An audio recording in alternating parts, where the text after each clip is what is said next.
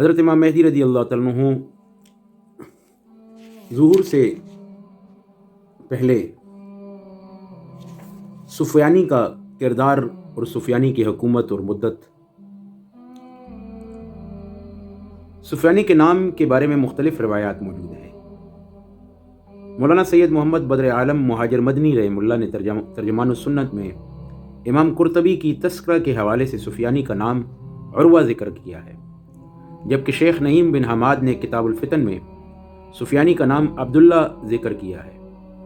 اسی طرح کتاب مذکور کے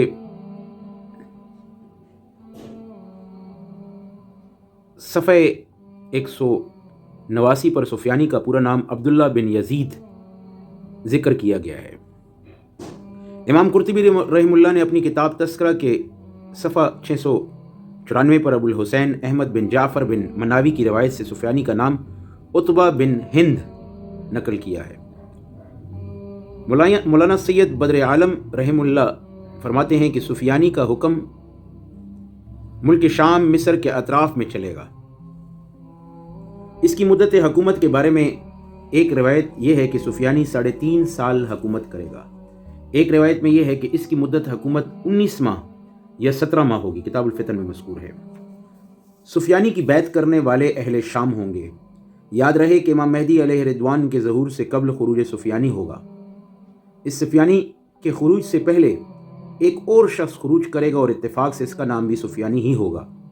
چنانچہ بعض روایات میں ہے کہ سفیانی نام کے 30 افراد ہوں گے، جن میں سب سے آخری امام مہدی رضی اللہ تعالیٰ عنہ کے ظہور سے قبل خروج کرے گا۔ یہاں اس آخری سفیانی سے پہلے والا سفیانی مراد ہے۔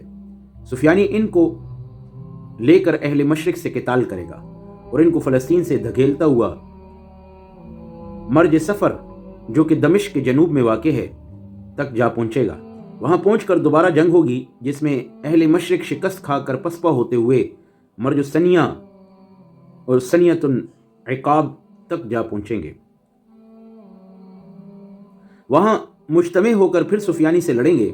حسب سابق شکست کھا کر حمص کے قریب حس نامی جگہ پہنچیں گے۔ وہاں پھر جنگ ہوگی اور اہل مشرق کرکیسا پہنچیں گے۔